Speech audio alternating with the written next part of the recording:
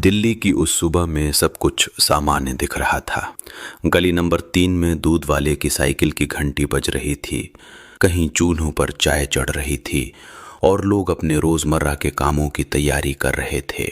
लेकिन उसी गली के एक छोटे से किराए के कमरे के भीतर रात भर में जो हो चुका था, उसने इंसानियत को झकझोर देने वाली कहानी लिख दी थी। एक माँ और उसकी 3 मासूम बेटियां खामोशी से मौत के हवाले कर दी गई थीं और पूरी गली को इसका अंदाजा तक नहीं था। कभी कभी अपराध चीखता नहीं, वह चुपचाप हो जाता है और जब सच सामने आता है तब तक बहुत देर हो चुकी होती है। नमस्कार, आप देख रहे हैं द हिडन रियलिटी और आज की यह सच्ची घटना उस दर्दनाक सच्चाई को उजागर करती है जो घर की 4 दीवारों के भीतर पनपती है और एक दिन भयावह रूप लेकर सब कुछ खत्म कर देती है। अगर आप ऐसे वास्तविक अपराध मामलों की गहराई से पड़ताल देखना चाहते हैं तो वीडियो को लाइक करें और चैनल को सब्सक्राइब जरूर करें, क्योंकि यहाँ हम सच को बिना किसी बनावट के सामने लाते हैं। यह कहानी है दिल्ली के समयपुर बादली इलाके के चंदन पार्क की, जहाँ एक साधारण सा परिवार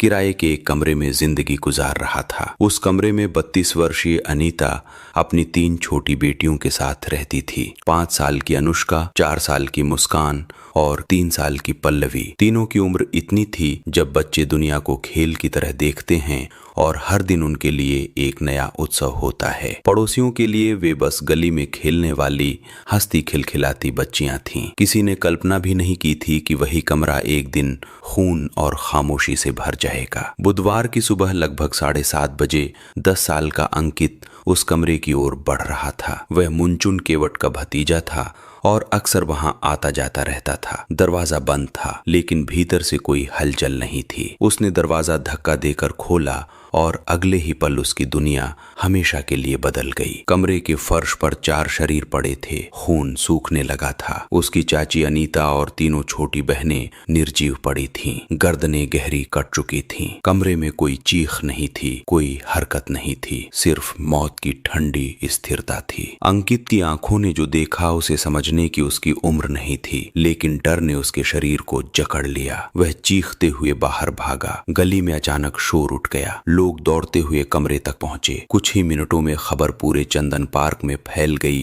कि एक कमरे में 4 लोगों की हत्या हो गई है। जिस गली में रोज बच्चों की आवाजें गूंजती थीं, वहां अब सन्नाटा उतरने लगा। पुलिस को सूचना दी गई। समयपुर बादली थाने की टीम, क्राइम टीम और फॉरेंसिक विशेषज्ञ मौके पर पहुंचे। कमरे को तुरंत सील कर दिया गया। फर्श, दीवारें और बिस्तर, हर जगह खून के निशान थे। चारों की गर्दन धारदार हथियार से रेती गई थी। ये हमला अचानक नहीं लग रहा था, ये नजदीक से, सीधे और बेरहमी से किया गया वार था। सबसे चौंकाने वाली बात यह थी कि कमरे में जबरन घुसने के कोई निशान नहीं थे। दरवाजा टूटा नहीं था, सामान बिखरा नहीं था। इसका मतलब साफ था, हत्यारा कोई ऐसा था जिसे दरवाजा खोलने की जरूरत नहीं पड़ी। और तभी एक सवाल हवा में तैरने लगा, मुंचुन केवट कहाँ है? 34 वर्षीय मुंचुन, जो इस परिवार का मुखिया था, घटना के बाद से गायब था। वह कमरे में मौजूद नहीं था, आसपास कहीं दिखाई नहीं दिया और उसका फोन भी बंद था। पुलिस ने तुरंत शक की दिशा उसी की ओर मोड़ दी। पड़ोसियों ने बताया कि परिवार ज्यादा मेल जोल नहीं रखता था। वे साधारण मजदूर वर्ग का जीवन जी रहे थे। मुंचुन और उसके भाई आजादपुर मंडी में काम करते थे। आर्थिक स्थिति मजबूत नहीं थी,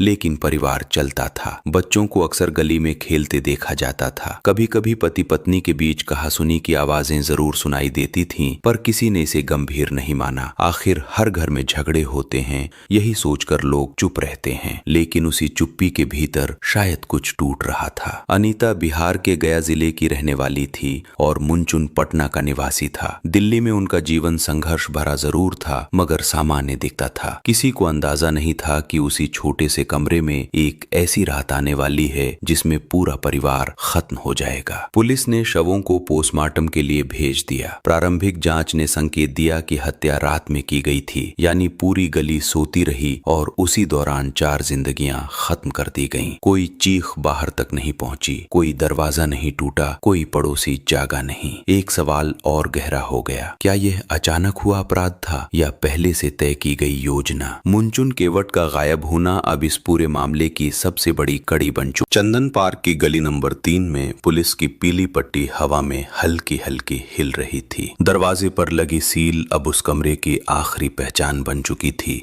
जहां कुछ घंटे पहले तक एक परिवार सांस ले रहा था। बाहर लोग खड़े थे पर कोई अंदर नहीं जा सकता था। हर चेहरा एक ही सवाल पूछ रहा था, आखिर एक आदमी अपनी ही पत्नी और 3 बेटियों की जान कैसे ले सकता है? जांच की शुरुआती दिशा साफ थी। कमरे में जबरन घुसने का कोई संकेत नहीं मिला था। ताले टूटे नहीं थे, खिड़कियां सही थीं और सामान अपनी जगह पर था। इसका मतलब था कि हत्यारा घर का ही व्यक्ति था या फिर ऐसा कोई जिसे परिवार पर भरोसा था। और इस संभावना के बीच एक नाम लगातार उभर रहा था, मुनचुन केवट। घटना के बाद से उसका कोई पता नहीं था। न वह कमरे में मिला, न आसपास, न रिश्तेदारों के यहाँ। उसका मोबाइल बंद था। पुलिस ने जब उसके भाइयों से पूछताछ की तो उन्होंने भी यही कहा कि उन्हें उसकी कोई जानकारी नहीं है। ये गायब होना ही शक को लगभग यकीन में बदलने लगा। जांच टीम ने सबसे पहले घटनास्थल की बारीकी से पड़ताल की।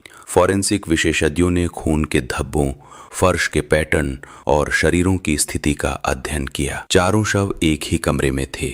ये साफ था कि हमला बेहद नजदीक से और क्रमवार हुआ था। किसी के बच निकलने या भागने के निशान नहीं मिले। इसका मतलब था कि हमलावर को पीड़ितों पर पूरा नियंत्रण था या वे उस पर भरोसा करते थे। पोस्टमार्टम की प्रारंभिक जानकारी ने भी यही संकेत दिया कि मौत रात के समय हुई, यानी हत्या के दौरान पूरी गली सो रही थी। ये तथ्य जांच को और भयावह दिशा में ले गया। अपराध बिना शोर के हुआ था। पुलिस ने तुरंत हत्या का मुकदमा दर्ज कर मुनचुन की तलाश तेज कर दी। बाहरी उत्तरी जिले की टीमों के साथ कई विशेष दल बनाए गए।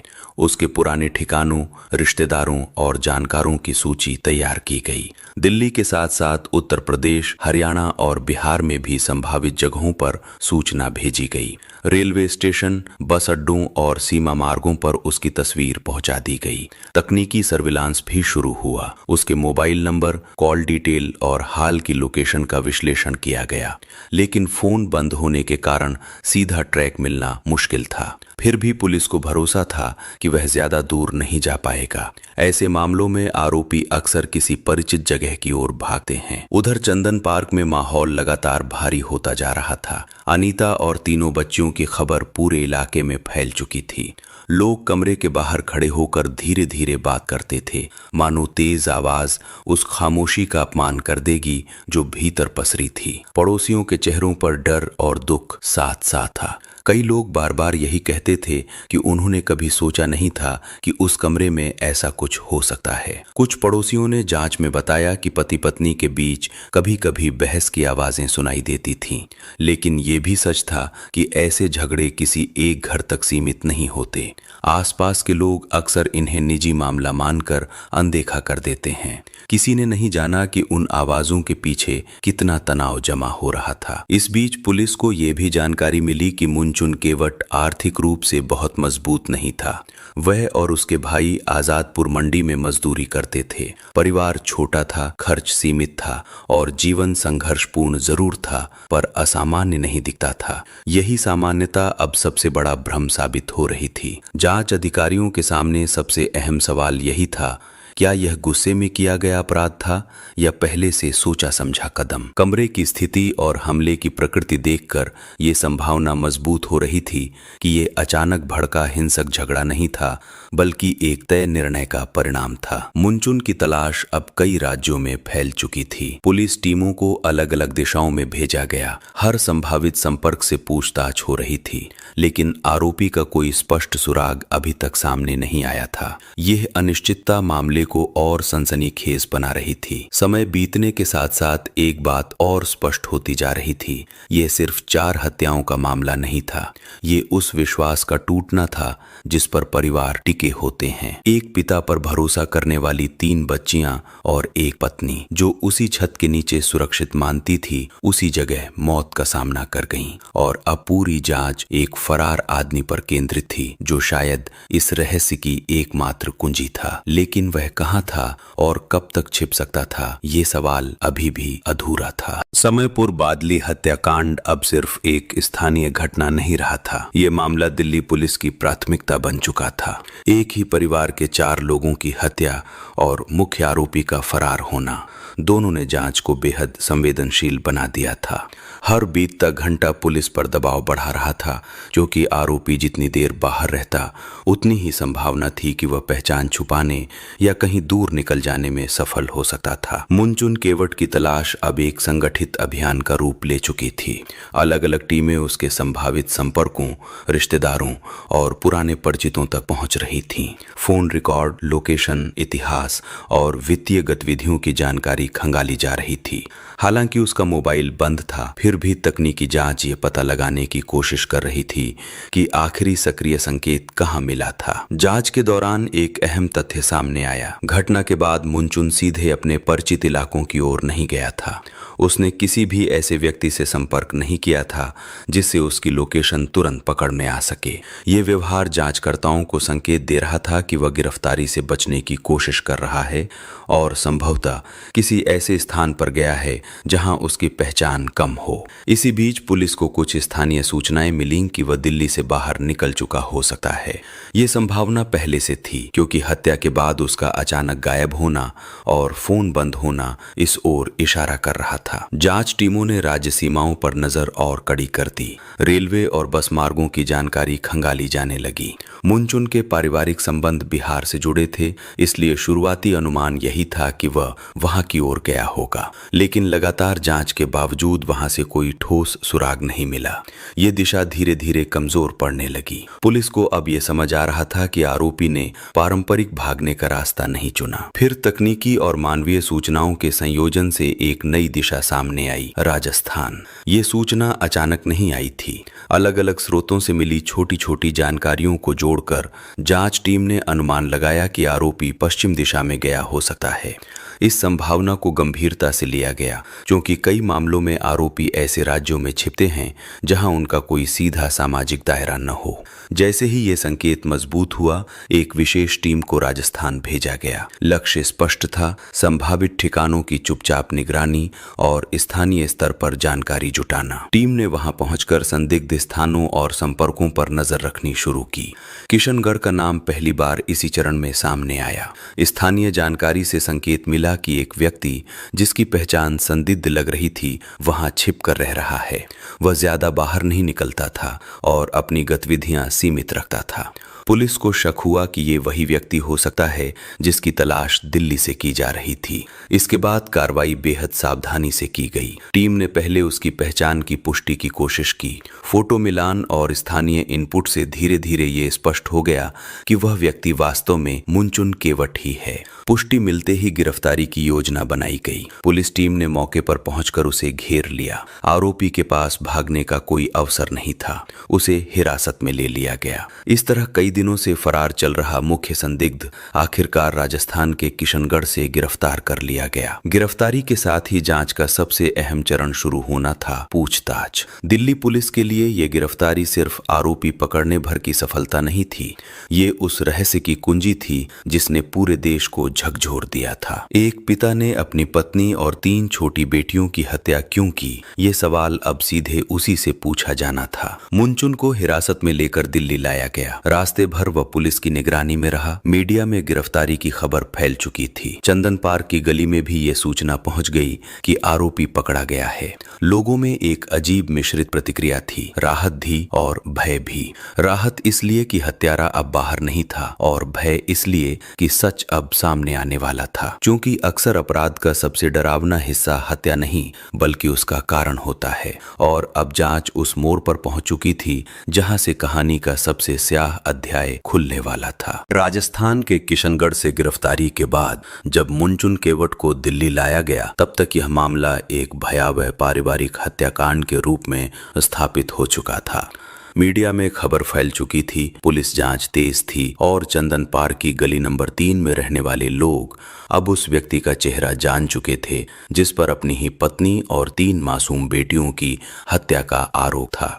लेकिन सबसे बड़ा सवाल अभी भी वही था, उसने ऐसा क्यों किया? दिल्ली पहुंचते ही आरोपी को औपचारिक प्रक्रिया के तहत हिरासत में लिया गया और पूछताछ शुरू की गई। जांच अधिकारियों के सामने अब घटनास्थल के तथ्य, पोस्टमार्टम संकेत, फरारी का व्यवहार और गिरफ्तारी की परिस्थितियां सब कुछ मौजूद था। लेकिन इन सब के बीच जो सबसे महत्वपूर्ण था वह आरोपी का बयान था, क्योंकि वही इस अपराध के पीछे की वास्तविक वजह की ओर संकेत कर सकता था। पुलिस की प्रारंभिक जांच पहले ही यह स्पष्ट कर चुकी थी कि हत्या घर के भीतर हुई और जबरन प्रवेश का कोई निशान नहीं था। इसका अर्थ था कि अपराध किसी परिचित व्यक्ति द्वारा किया गया। मुंचुन का घटना के तुरंत बाद गायब होना और कई दिनों तक फरार रहना इस शक को और मजबूत करता था। अब पूछताछ का उद्देश्य यह समझना था कि यह अपराध किन परिस्थितियों में हुआ। जांच में एक संभावना घरेलू विवाद की भी सामने आई थी। कुछ पड़ोसियों ने पहले ही बताया था कि पति पत्नी के बीच कभी कभी कहासुनी होती थी। हालांकि यह जानकारी सामान्य थी और किसी गंभीर हिंसा का प्रत्यक्ष संकेत नहीं देती थी, फिर भी पुलिस इसे एक संभावित पृष्ठभूमि के रूप में देख रही थी। पारिवारिक तनाव कई बार अंदर ही अंदर बढ़ता रहता है और बाहर से सामान्य जीवन दिखाई देता है। पूछताछ के दौरान पुलिस ने आरोपी के पिछले दिनों की गतिविधियों, आर्थिक स्थिति, पारिवारिक संबंधों और मानसिक अवस्था से जुड़े सवाल पूछे। उसका जीवन आर्थिक रूप से स्थिर नहीं था, वह मजदूरी करता था और परिवार छोटे किराए के कमरे में रहता था। 3 छोटे बच्चों और पत्नी के साथ सीमित संसाधनों में जीवन चल रहा था। यह स्थिति असामान्य नहीं थी, लेकिन दबावपूर्ण जरूर थी। जांच अधिकारी यह भी समझने की कोशिश कर रहे थे कि क्या हत्या अचानक गुस्से में हुई या पहले से सोची गई थी। घटनास्थल की स्थिति यह संकेत दे रही थी कि हमला नियंत्रित तरीके से किया गया। चारों की गर्दन धारदार हथियार से काटी गई थी और कमरे में संघर्ष के स्पष्ट संकेत नहीं थे। इसका मतलब था कि हमला उस समय हुआ जब पीड़ितों को खतरे का आभास कम था। यह तथ्य पूछताछ में महत्वपूर्ण था, क्योंकि यह अपराध के स्वरूप को समझने में मदद करता है। यदि हमला अचानक झगड़े में हुआ होता तो संघर्ष के अधिक संकेत मिलते, लेकिन यहाँ स्थिति अलग थी। इससे यह संभावना उभर रही थी कि अपराध के पीछे भावनात्मक या मानसिक स्तर पर पहले से कोई तनाव मौजूद था। हालांकि इस चरण में पुलिस ने किसी अंतिम कारण की आधिकारिक पुष्टि नहीं की थी। जांच सभी संभावित एंगल पर जारी थी। घरेलू विवाद, आर्थिक दबाव या व्यक्तिगत तनाव, इन सभी पहलुओं को देखा जा रहा था। अधिकारियों का रुख सावधान था, क्योंकि किसी निष्कर्ष तक पहुंचने के लिए आरोपी के बयान और अन्य साक्ष्यों का मिलान जरूरी था। इस बीच पोस्टमार्टम रिपोर्ट की विस्तृत जानकारी भी जांच का हिस्सा बन रही थी। इससे हमले के समय, क्रम और प्रकृति को समझने में मदद मिलनी थी। यह भी महत्वपूर्ण था कि क्या किसी पीड़ित ने प्रतिरोध करने की कोशिश की थी या हमला अचानक और नियंत्रण में हुआ था। ऐसे तथ्य अपराध के मनोवैज्ञानिक पहलू को समझने में महत्वपूर्ण होते हैं। चंदन पार्क में इस दौरान माहौल बदल चुका था। अब लोग सिर्फ घटना पर नहीं बल्कि उसके कारण पर चर्चा कर रहे थे। हर व्यक्ति के मन में एक ही भयावह विचार था, यदि घर के भीतर ही सुरक्षा खत्म हो जाए तो विश्वास कहां बचेगा। 3 छोटी बच्चियों की मौत ने इस मामले को और ज्यादा दर्दनाक बना दिया था, क्योंकि वे उस संबंध पर निर्भर थीं जो सबसे सुरक्षित माना जाता है। पुलिस के लिए भी यह मामला सिर्फ कानूनी जांच नहीं बल्कि एक संवेदनशील पारिवारिक अपराध की पड़ताल था। आरोपी हिरासत में था, पूछताछ जारी थी और हर उत्तर के साथ घटना की पृष्ठभूमि स्पष्ट होने की दिशा में बढ़ रही थी। लेकिन सच अभी पूरी तरह सामने नहीं आया था और कभी-कभी ऐसे अपराधों में सबसे कठिन हिस्सा हत्या का तरीका नहीं बल्कि उसके पीछे छिपी मानसिकता को समझना होता है। मुंचुन केवट की गिरफ्तारी की खबर जैसे ही चंदन पार्क पहुंची, गली नंबर 3 में सन्नाटा फैल गया। आरोपी पुलिस की गिरफ्त में था, लेकिन जो सच्चाई सामने आई उसने इस गली को हमेशा के लिए बदल दिया। जिस कमरे से बच्चों की आवाजें आती थीं, वो अब अपराध स्थल बन चुका था। उसकी खामोशी सबसे भारी थी। अनीता और उसकी 3 बेटियों के शव पोस्टमार्टम के बाद अंतिम संस्कार के लिए तैयार किए गए। बिहार से रिश्तेदार दिल्ली पहुंचे। परिवार गहरे सदमे में था। ये सिर्फ 4 मौतें नहीं थीं, बल्कि विश्वास का टूटना था। एक माँ और 3 मासूम बच्चियों का एक साथ चले जाना हर किसी को भीतर तक हिला गया। अंतिम विदाई के समय गली के लोग दूर खड़े रहे। कुछ रो रहे थे, कई चुप थे। सबके मन में एक ही सवाल था, क्या किसी को पहले कुछ अंदेशा नहीं हुआ? क्या कोई संकेत था जिसे अनदेखा कर दिया गया? लेकिन ऐसे सवाल अक्सर घटना के बाद ही उठते हैं। इस घटना ने पूरे इलाके में डर और असुरक्षा की भावना भर दी। लोग घरेलू रिश्तों को नए नजरिए से देखने लगे। चर्चा होने लगी कि घर के तनाव को अक्सर निजी मामला मानकर टाल दिया जाता है, लेकिन जब वही हिंसा में बदलता है तो परिणाम भयावह होता है। उधर पुलिस जांच कानूनी प्रक्रिया के तहत आगे बढ़ रही थी। आरोपी हिरासत में था, घटनास्थल सील था। फॉरेंसिक जांच, पोस्टमार्टम रिपोर्ट और आरोपी की गतिविधियां केस डायरी में दर्ज की जा रही थीं। अदालत में हर तथ्य को प्रमाणित करना जरूरी था, इसलिए पूरी कड़ी स्पष्ट रूप से जोड़ी जा रही थी। इस बीच गली में जीवन सामान्य होने की कोशिश कर रहा था। दुकानें खुल रही थीं, बच्चे स्कूल जा रहे थे, लेकिन उस घर के सामने से गुजरते समय कदम धीमे पड़ जाते थे। दरवाजे पर लगी सील उस त्रासदी की याद दिलाती थी। 3 छोटी बच्चियों की याद सबसे गहरी थी। वे इतनी छोटी थीं कि किसी विवाद को समझ भी नहीं सकती थीं। उनकी मौत ने इस घटना को सिर्फ अपराध नहीं, बल्कि मानवीय त्रासदी बना दिया। लोग कहते, बच्चों का क्या दोष था? इस सवाल का कोई जवाब नहीं था। अब सबकी नजर न्याय प्रक्रिया पर है। आरोपी गिरफ्तार है, जांच जारी है, लेकिन न्याय में समय लगता है। गली नंबर 3 में आवाजें लौट आई हैं, पर वो कमरा अब भी चुप है और उसकी खामोशी में 4 जिंदगियों की अधूरी कहानी हमेशा के लिए दर्ज हो चुकी है। समय बीतने के साथ खबरें पुरानी हो जाती हैं, लेकिन कुछ घटनाएं समय से बाहर चली जाती हैं। चंदन पार्क की गली नंबर 3 में हुआ यह हत्याकांड भी अब समाचार की सुर्खियों से आगे बढ़कर स्मृति का हिस्सा बन चुका था। लोग अपने जीवन में लौट गए थे, दिनचर्या फिर से चलने लगी थी, लेकिन उस कमरे से जुड़ी याद किसी के मन से पूरी तरह नहीं गई। यह मामला सिर्फ इसलिए भयावह नहीं था कि 4 लोगों की हत्या हुई थी, यह इसलिए भी डरावना था क्योंकि यह अपराध किसी अजनबी ने नहीं, बल्कि उसी व्यक्ति ने किया जिस पर सुरक्षा और विश्वास का आधार टिका था। एक पिता, एक पति, वही संबंध जो परिवार को सुरक्षित बनाते हैं, उसी संबंध के भीतर हिंसा का जन्म हुआ। यही तथ्य इस घटना को साधारण अपराध से अलग बनाता है। अनीता और उसकी तीनों बेटियां अब इस दुनिया में नहीं थीं, लेकिन उनकी कहानी खत्म नहीं हुई थी। वह हर उस व्यक्ति के मन में जिंदा थी जिसने यह सोचा कि क्या कोई संकेत था जिसे समझा जा सकता था, क्या कोई तनाव था जिसे गंभीरता से लिया जा सकता था। ऐसे सवालों का उत्तर अक्सर घटना के बाद खोजा जाता है, जबकि त्रासदी उससे पहले जन्म ले चुकी होती है। पारिवारिक हिंसा की घटनाएं अक्सर बंद दरवाजों के पीछे होती हैं। बाहर से जीवन सामान्य दिखता है, पड़ोसी आवाजें सुनते हैं पर हस्तक्षेप नहीं करते, रिश्तेदार मतभेद जानते हैं पर उसे निजी मामला मान लेते हैं, और कई बार धीरे धीरे बढ़ता तनाव एक ऐसे बिंदु पर पहुंच जाता है जहां से वापसी संभव नहीं रहती। चंदन पार्क की यह घटना उसी प्रक्रिया की चरम परिणति बन गई। 3 छोटी बच्चियों की मौत ने इस अपराध को और अधिक असहनीय बना दिया। वे उस उम्र में थीं जब दुनिया विश्वास पर टिकी होती है। उनके लिए घर सबसे सुरक्षित स्थान था और पिता सबसे भरोसेमंद व्यक्ति। जब वही सुरक्षा टूटती है तो त्रासदी सिर्फ एक परिवार तक सीमित नहीं रहती, वह समाज की सामूहिक चेतना को झकझोर देती है। जांच और गिरफ्तारी के बाद मामला कानूनी प्रक्रिया में आगे बढ़ चुका था। कानून अपना काम करता है, साक्ष्यों का मूल्यांकन होता है, अदालत निर्णय देती है, लेकिन न्याय की प्रक्रिया चाहे जितनी भी ठोस हो, वह खोई हुई जिंदगियों को वापस नहीं ला सकती। वह सिर्फ यह सुनिश्चित कर सकती है कि अपराध का उत्तरदायित्व तय हो